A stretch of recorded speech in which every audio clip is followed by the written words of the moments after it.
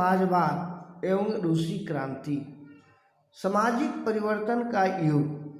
पिछले अध्याय में आपने फ्रांसीसी क्रांति के बारे में फ्रांसीसी क्रांति के बाद यूरोप में फैलते जा रहे स्वतंत्रता और समानता के शक्तिशाली विचारों के बारे में पढ़ा। फ्रांसीसी क्रांति ने सामाजिक संरचना के क्षेत्र में आमूल परिवर्तन की संभावनाओं का सूत्रपात कर दिया था। जैसा कि हम जान चुके हैं कि 18वीं सदी से पहले फ्रांस का समाज मोटे तौर पर स्टेटस में बटा हुआ था और श्रेणियों में बटा हुआ था। स्टेटस का मतलब प्रथम स्टेट, द्वितीय स्टेट और तृतीय स्टेट। प्रथम स्टेट में वो पादरी वर्ग आते थे, द्वितीय स्टेट में कुलीन वर्ग आते थे और बाकी जितने भी वर्ग हैं, वकील, शिक्षक, डॉक्टर से लेकर छोटे छोटे किसान, बड़े किसान, ये सभी तृतीय स्टेट में आते थे। लेकिन जब ये फ्रांस की क्रांति हुई, उसके बाद ये सारा जो वर्ग था वो टूटकर बिखर गया और नई तरह के समाज का सूत्रधार हुआ। समाज की आर्थिक एवं सामाजिक सत्ता पर कुलीन वर्ग और चर्च का नियंत्रण था।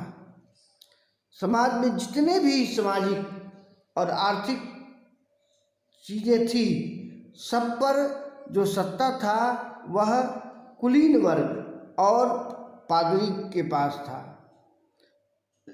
लेकिन क्रांति के बाद इस संरचना के बदलाव संभव दिखाई देने लगा। यूरोप और एशिया सहित दुनिया के बहुत सारे हिस्सों में व्यक्तिगत अधिकारों के स्वरूप और सामाजिक सत्ता पर किसका नियंत्रण हो, इस पर चर्चा छिड़ गई।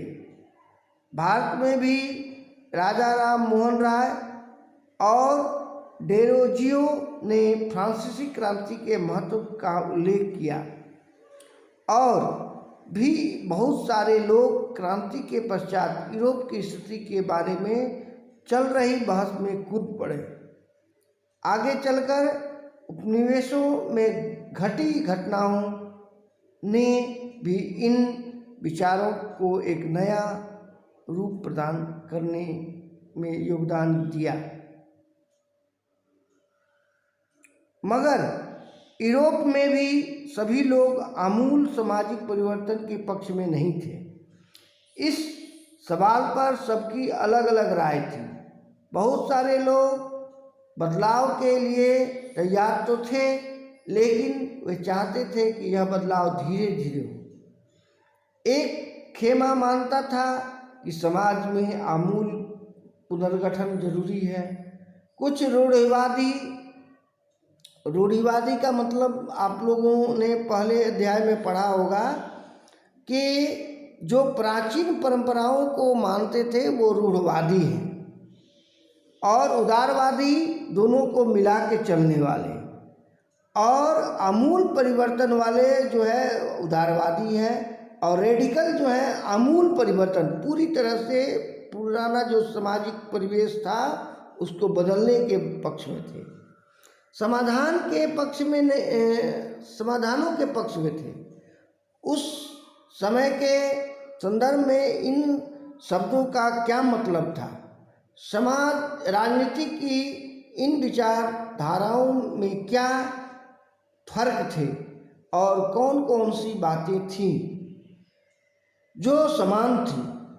यहाँ हमें ध्यान रखना चाहिए कि इन शब्दों का अर्थ हर काल और परिवेश में एक ही नहीं होता।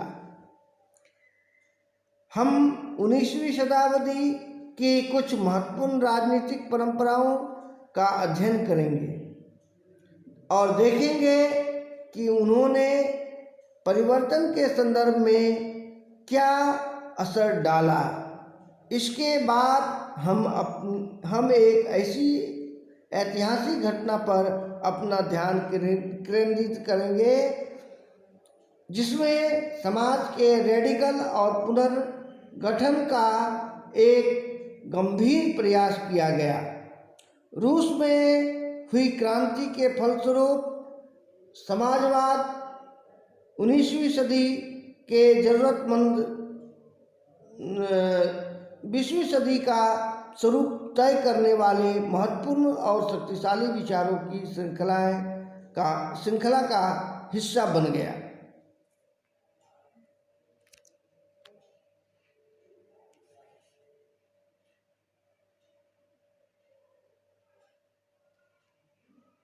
उदारवादी, रेडिकल और रूढ़िवादी समाज में परिवर्तन के समर्थकों में एक समूह उदारवादी का था।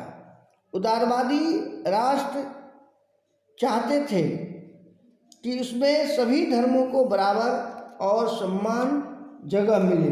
शायद आप जानते होंगे कि उस समय यूरोप के देशों में प्रायः किसी एक धर्म को ही ज़्यादा महत्व दिया जाता था। ब्रिटेन की सरकार चर्च ऑफ इंग्लैंड का समर्थन करती थी। ऑस्ट्रिया और स्पेन कैथोलिक चर्च के समर्थक थे। उदारवादी समूह वंश आधारित शासकों की अनियंत्रित सत्ता के भी विरोधी थे। वे सरकार के समक्ष व्यक्ति मात्र के अधिकारों की रक्षा के पक्षधर थे। उनका कहना था कि सरकार को किसी के अधिकारों का हनन करने का या उसे छीनने का अधिकार नहीं दिया जाना चाहिए। यह समूह प्रतिनिधि पर आधारित एक ऐसी निर्वाचित सरकार के पक्ष में थे जो शासकों और अफसरों के प्रभाव से मुक्त और सुप्रशिक्षित न्यायपालिका द्वारा स्थापित किए गए कानून के अनुसार शासन कार्य चलाए, पर वह सब लोकतांत्रिक नहीं था। ये लोग सार्वभौमिक वयस्क मताधिकार यानी सभी नागरिकों को वोट देने का अधिकार के पक्ष में नहीं थे। उनका मानना था कि वोट का अधिकार केवल सत्ताधारियों को ही मिलना चाहिए, संपत्तिधारियों को ही मिलना चाहिए।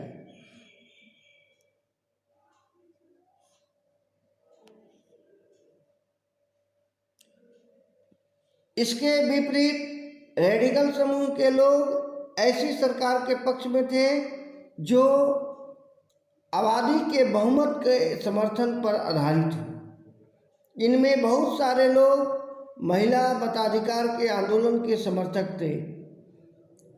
उदारवादियों के विपरीत लोग बड़े जमींदारों और संपन्न उद्योगपतियों को किसी भी तरह के विशेषाधिकार के खिलाफ थे। वे निजी संपत्ति के विरोधी नहीं थे, लेकिन केवल कुछ लोगों के पास ही संपत्ति का संकेंद्रण का विरोध जरूर करते थे। रूढ़िवादी तबका रेडिकल और उदारवादी दोनों के खिलाफ, मगर फ्रांसीसी क्रांति के बाद तो रूढ़िवादी की बदलाव तो जरूरत को स्वीकार करने लगे। पुराने समय में यानी 18वीं शताब्दी में रूढ़िवादी आमतौर पर परिवर्तन के विचारों का विरोध करते थे, लेकिन 19वीं सदी तक आते आते वे मानने लगे कि कुछ परिवर्तन आवश्यक हो गया है, परंतु वह चाहते थे कि अतीत का सम्मान किया जाए, अर्थात अतीत को पूरी तरह से न ठुकराया जाए। बदलाव की प्रक्रिया धीमी हो। फ्रांसीसी क्रांति के बाद पैदा हुई राजनीतिक उथल पुथल के दौरान सामाजिक परिवर्तन पर